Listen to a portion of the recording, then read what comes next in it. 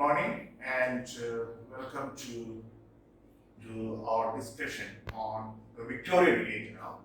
We will have three lessons on the Victorian period. One on the poets and two on the novelists. By the time we reach the Victorian age, novel as a genre takes place, a predominant place. Okay. Now let's just look at the background. It was an era of peace. It was an era of material development. It was a period of intellectual development, and it was also a period of extreme respect given to the conventions. And at the same time, some intellectuals, some artists, literary artists, protested against the deadening effect of this inordinate deference to conventions. And the new education acts passed by the British Parliament produced an enormous reading public, and there was a lot of international influence. This is just a background you must be aware of when you read Victorian literature. Now, we will begin with the poets. First, Elizabeth Barrett Browning. She was the wife of famous poet Robert Browning, and her fame actually rests upon two volumes of not two volumes. The first is a volume of sonnets from the Portuguese. This is very important from the examination point of view. And the other one is Aurora Lane. Okay, sonnets from the Portuguese is a collection of 44 love sonnets, and the famous line, "How do I love thee? Let me count the ways." Okay, is one of the famous sonnets. Okay, that is the 43rd sonnet begins with this line. Aurora Lane is a long blank verse poem telling the complicated melodramatic love affair between a young girl and a misguided philanthropist. Okay, philanthropist is one who does a lot of things for the welfare and happiness of others.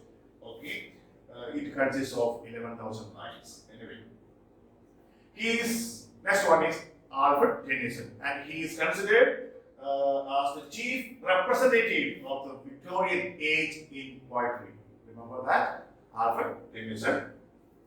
He was appointed poet laureate from 1850 until his death in 1892. That's about it. Let's take some of his major works. Lotus Eaters is a dramatic monologue. I'll tell you what a dramatic monologue is when I discuss Robert Browning. It is actually based on a portion of Homer's famous epic, Odyssey, in which Odysseus' men are fed lotus plants and become mesmerized by the dance, and they don't want to leave. In fact, Odysseus took around 10 years to reach back his home country, Ithaca, and during this long journey, they stumbled upon an island, and when they were about to leave, the lotus eaters, lotus is a plant, lotus eaters from that island gave Odysseus' men some lotus flowers and branches, and they ate these flowers, and except Odysseus. And once they ate it, they became intoxicated, their attitude towards life changed, and they didn't want to go back to their home countries. They wanted to stay on that island and doing nothing and just enjoying the pleasures of that island. That is the story. And his interest actually centers on the conflict between the sense of responsibility and the desire for pleasure. So these men wanted to avoid their responsibility. So this is the central theme. Ulysses, this is another dramatic monologue, and this poem, a short poem, expresses the speaker's Ulysses' insatiable face new experiences. Okay. Now the poem ends with these words: to strive, to seek, to find, and not to yield. In some exams, they give this line and ask you from which poem this line is. So remember this. The Lady of Charlotte. This is a lyrical ballad about a lady imprisoned in the middle of a river on the island of Charlotte. Now, symbolically, this poem means the restrictions imposed upon the women of the Victorian period. That is one of the major themes. Another view is that Tennyson is giving expression to the conflict between public life and artistic endeavor. The conflict that a poet faces in his life. Okay. Locksley Hall, this poem expresses the speakers, the poet's ambivalence about technology and the scientific progress. I mean, the poet has a very ambivalent attitude towards the technological progress and development at the cost of the traditional values or at the cost of the rural life. In Memoriam is perhaps one of the most important poems of Tennyson. It was written, important for the exam, to mourn the death of his friend Arthur Henry Hannah. Please remember. And Tennyson was deeply depressed by the death of his friend, and the outcome is his great point. Though he is sad and desperate, in the end, the poem affirms both religious faith and faith in human progress. Remember that? The need to preserve and continue is the central theme of In Memoriam and the short poem Ulysses. Queen Victoria once remarked, that's important, next to the Bible, In Memoriam, AHH means Arthur Henry Hannah is my comfort. Remember that? Tears and tears. No, this is a melancholy lyric which examines the sadness and the irony that accompany when we think of our past happy days. No, there is life in death. That means you have a memory of the past days, happy days, rosy days, but those days are no longer with you. That's why tears and tears. Break. Again, this energy describes Tennyson's despair at the loss of his friend, Arthur Henry Hannah. Okay. The Charge of the Light Brigade is a narrative poem that commemorates the Crimean War, 1853-1856. The Brook, this poem is usually read as a metaphor for our journey, our life's journey, and all the obstacles that we encounter as we live out our lives. Okay. This is a very important poem, that is Tithonus. Now, this is a monologue again, dramatic monologue. It is based on the classical myth of the love of Aurora, goddess of dawn, for Tithonus, a human. Now, what happens? In the story, what happens? Aurora asks Tithonus for a boon, and he asks for immortality, and she gives it. But what happens? Aurora remains ever youthful, but Tithonus grows old, and then he regrets because he forgot to ask immortality along with youthfulness. So he grows old, and now he is so sad that everyone else dies and departs from this world, but he is helpless, he cannot die, but he is aging, and Aurora is beautiful. So he regrets asking that boon. That means the central theme is what? Say, man should accept the limitations of his existence. That is the central theme. Otherwise, there will be divine punishment. Okay. It is a powerful plea for a sincere acceptance of our given life, and with all its beauty and glory, as well as its sadness, sufferings, and limitations. Okay.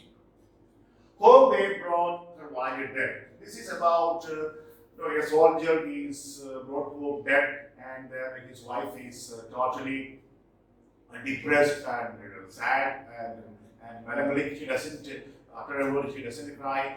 And they have a baby, a little baby, and then an old woman there, an experienced old woman, realizes that this lady might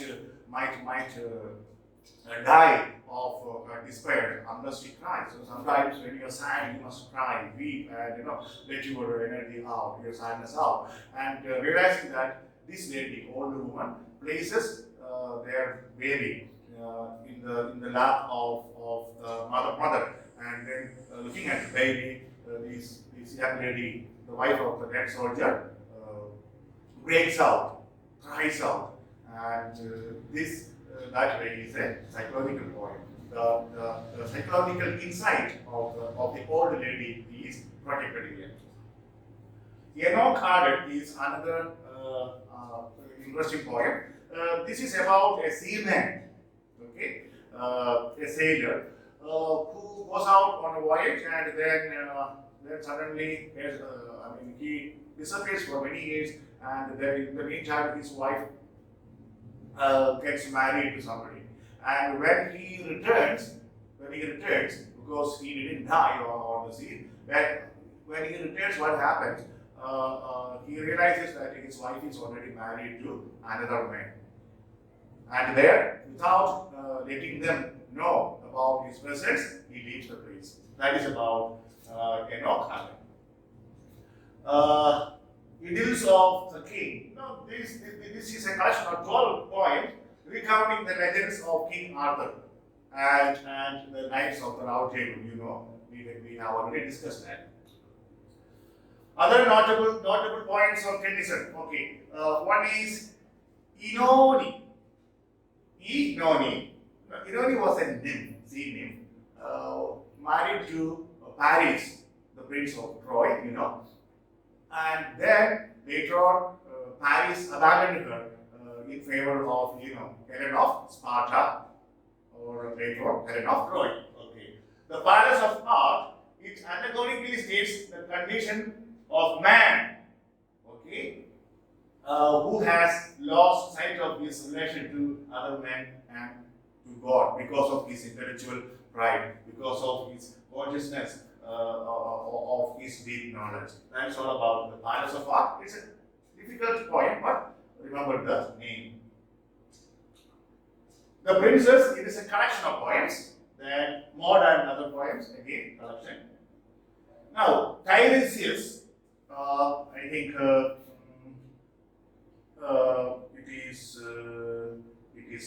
is pronounced as Tiresias, another poem.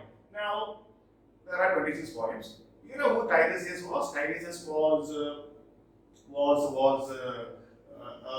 blind prophet of God Apollo in Thebes, and he was very famous for his clairvoyance. Clairvoyance means the ability to see into the future and to see things that other people cannot see. And he was also very famous for being transformed into a woman for 7 years. Remember that for the examination point of view. Now, Tennyson's plays, they are not very important, but I will just mention in case. Matthew Arnold, another important point of the Victorian age, he is generally known as apostle of culture. Remember that? Is a few poems we will discuss. Most important, Dover Beach. It is a lyrical poem, and the theme of the poem is people's isolation and alienation from nature and from other people around. That is the theme of Dover Beach. To Margaret, this belongs to his, what is known as Switzerland group of poems. and to Margaret. Margaret is the most famous there. It is about the inevitable psychological alienation of one man from the other, and it is determined or designed by God. So we have no escape from that condition. Sorab and Rustam.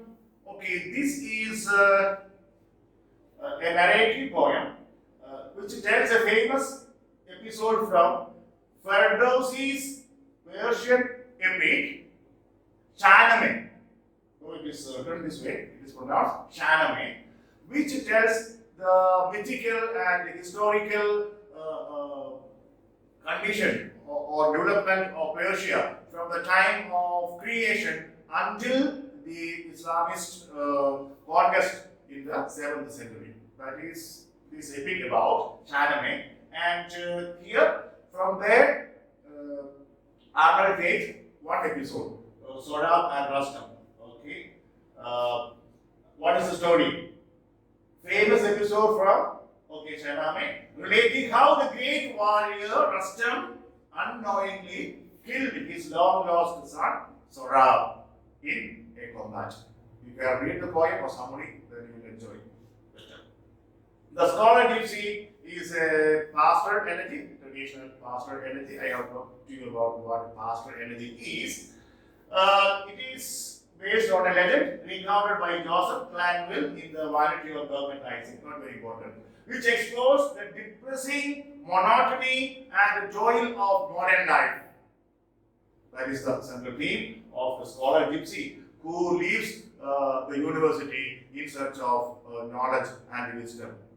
Okay, he joins a group of gypsies who move from place to place. Okay, giving up his studies at the university. So that is about. That's the poem all about. And what Arnold is trying to tell us is the search for wisdom, the search for truth is more important than anything else in this world. Thesis. This is like in memoriam, an elegy written to mourn Arnold's friend, Arthur Hook Clough. So don't get confused. Other one is Arthur Henry Hallam. Here, Arthur Hook Clough. So don't get confused between these two names. Longing is a love poem expressing the lover's, intense longing for the presence of his beloved. Naturally, you don't do that. Okay. Now, major critical essays of Arnold. The function of criticism at the present time. I wish I could go and discuss, but we have no time. But you can just remember the name, and if you have time, please read the summary. Then culture and anarchy, very important one, the study of poetry. It was Arnold who coined the phrase touchstone method. What does it mean? It is a comparative criticism. That means if we want to assess, evaluate, estimate a writer's work, then we must compare his or her work with some best passages from previous classical writers. So those best passages from the classical writers are touchstones. And when you compare a writer's work with these passages to judge the value of their work, it is known as touchstone method. Okay. Robert Browning. Browning is known for popularizing and perfecting what's known as dramatic monologue. I think you know what a dramatic monologue is.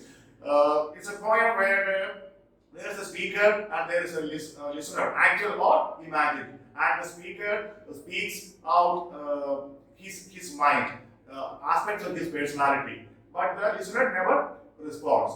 And by speaking out his psychic state, or his mind, or his hidden aspects of personality, the readers get an idea of what kind of a character the speaker is. That is dramatic monologue. Let us now read another one. Poem. It is the okay. Now what's the problem? Okay. Let us take now his major works. Poem. It is a confession of an unnamed poet to his lover. that is the eponymous woman. The poem shows the influence of Shelley on Browning at that time. Paracelsus. Now, Paracelsus was a physician, a theologian, and an alchemist, a Swiss physician. And in this poem, in this romantic narrative, Arnold is just giving us a view, a clear picture of this great, passionate man's life and the most important incidents in his life, and how he achieves fame and popularity through his passion for learning, for new and more things. Okay, it is one of his celebrated works. Remember that. Okay. Now, basically, you can write down the note. The 16th century Swiss physician Paracelsus and his life present the central theme of the poem in the form of a long dialogue that he started with some other characters in the poem. From there, we get an impression of his life. Porphyria's lover of my love. It is one of the earlier dramatic monologues of Browning. Have you heard about it? Very quickly. You know, Porphyria is a girl and she has a lover, and one evening she comes to meet her lover, and it is raining and she has long hair, and when she comes into the cottage of the lover, the water drips from her hair, and when the lover looks at her, he is so impressed with her beauty, and then he takes her in his arms and embraces her. In the meantime, he takes her long hair and wraps it around her neck and then strangulates her to death. This is love. And then he keeps her in his arm for the whole night, looking at her, admiring her beauty, and showing her his love. This is a psychological poem. Actually, this lover at that moment feels, because he is a psychotic lover, that his girlfriend Porphyria is the purest now. She is faithful only to himself. If she leaves this place, then she might remain unfaithful to him. That was his thought, and that is why he killed her. Anyway, my last lecture again is a dramatic monologue which reveals the wicked, the vicious nature of a duke who kills his innocent wife because of his jealousy. He doesn't like his wife even smiling at someone. He doesn't like his wife receiving any presents from anyone. And then while speaking to another person who comes with a proposal for a second marriage, the Duke of Ferrara, he reveals his inner nature to the listener, and thereby the readers get an impression, a clear picture of what kind of wicked personality the Duke has. Okay. The bishop orders his tomb. It is considered to be the first blank verse dramatic monologue in English. Please remember that. No, the bishop, he gives some kind of orders to his followers how his tomb must be prepared. Again, the vanity of the bishop is revealed here.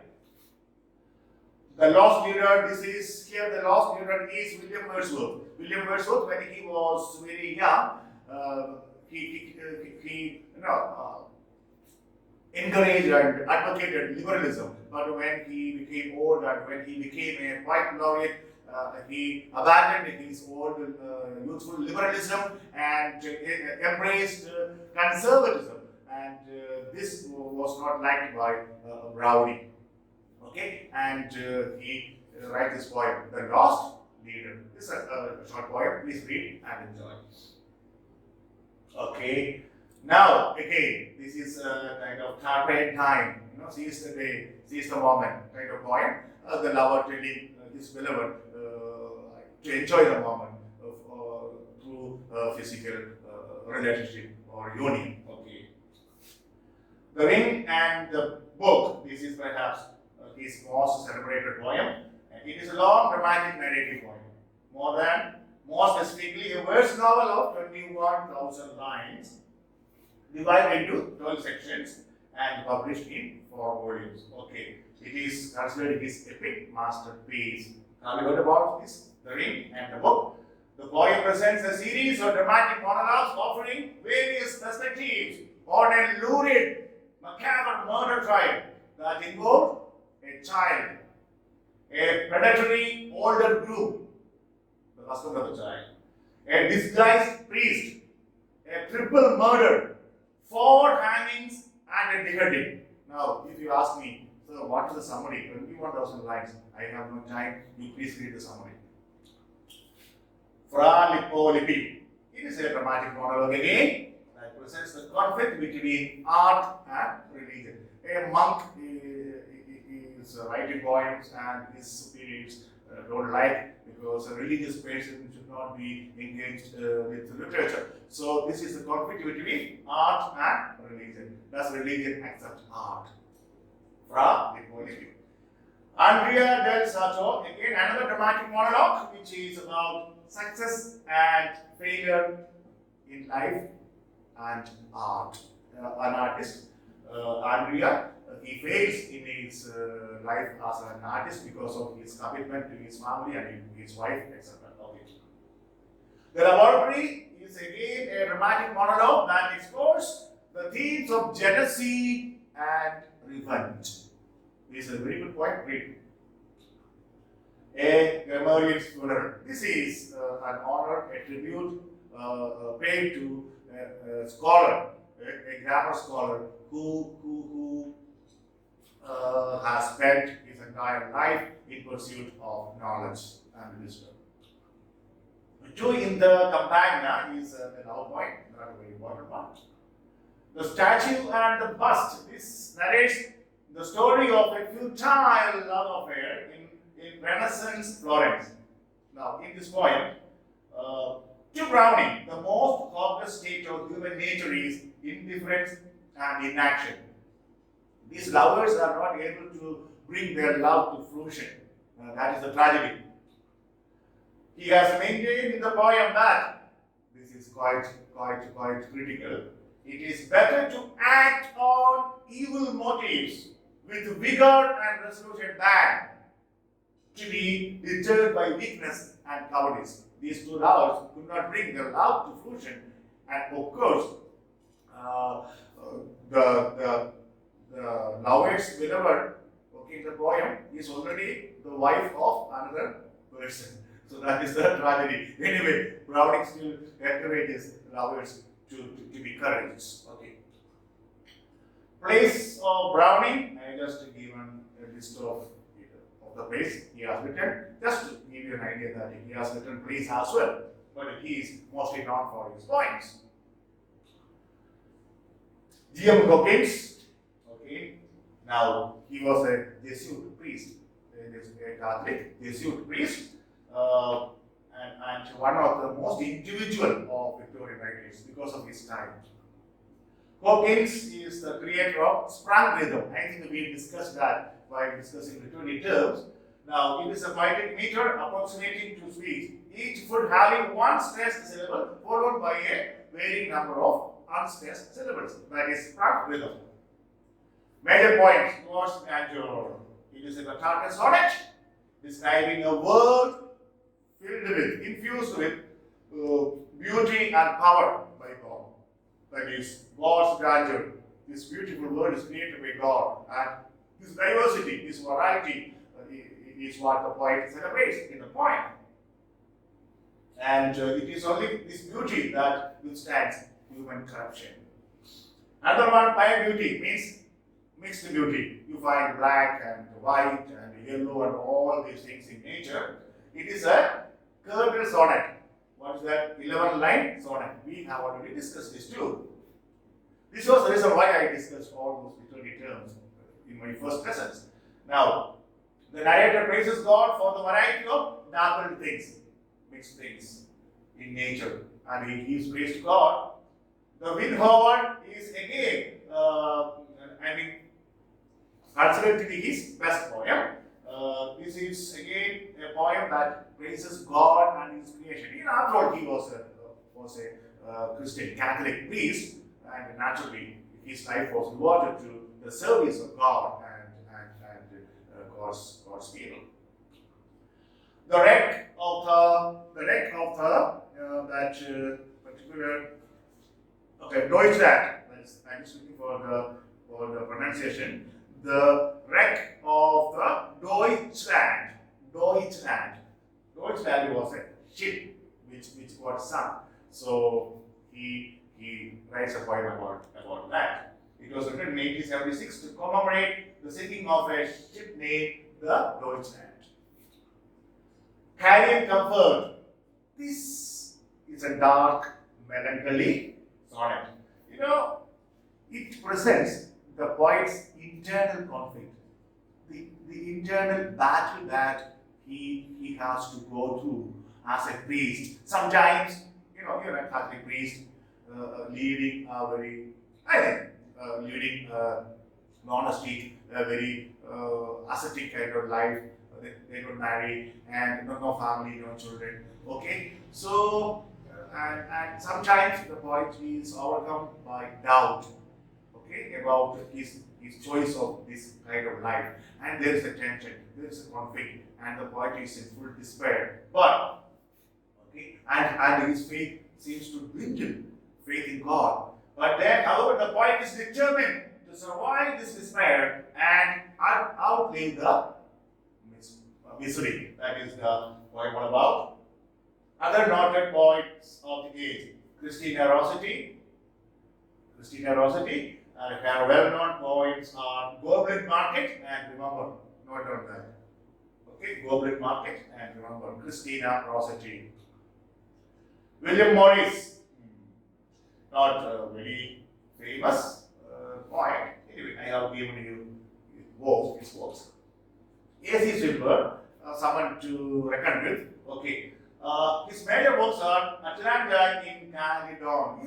In Greek mythology, goddess Artemis, the goddess of forest and hunt, sent a wild boar to take revenge on the people, the ruler of Calydon, who didn't worship her. And this wild boar brought about a lot of havoc in Calydon. So Atlanta comes and finally, with her help, this wild boar is killed. I think I discussed this with you while discussing Greek heroines and heroes. Okay. The garden of Proserpine. Proserpine was the goddess of the underworld. Okay. She would live there 6 months, and she would live 6 months on the earth. And whenever she lived on the earth is spring and all greenness and all full of fertility. But the moment she leaves, it is all dry and winter. That's content of the point. Okay, it has some metaphorical, symbolic meaning about fertility, creation, okay, and death, etc. Now, Dolores, it poses a heroine clearly the opposite of the Virgin Mary. Yet, while Mary represented virtue, Dolores becomes the emblem of vice. But A.C. Swinburne was though a Christian, not a believer in God or in afterlife. He was a sort of anti-Christian or Christianity in his poems, and he received a lot of criticism for that. And other work, Ab Acre Valley. This was a elegy written to mourn the death of the French writer Charles Baudelaire. Remember that, another elegy to mourn. Okay, we have come to the end of our discussion on the most important Victorian poets. Now, famous opening line: Lolita, light of my life, fire of my loins. Famous opening line from the novel Lolita, written by the Russian novelist Vladimir Nabokov. It was not a novel that was well received. If you read this novel, you might get shocked. But as matured students of literature, you can go ahead and read and enjoy the novel. It is the story of a professor's love for a minor girl and the tragedy that comes to her and comes to him. Okay, then that's all for today. Till we meet for two more lessons on the Victorian age. Take care and bye.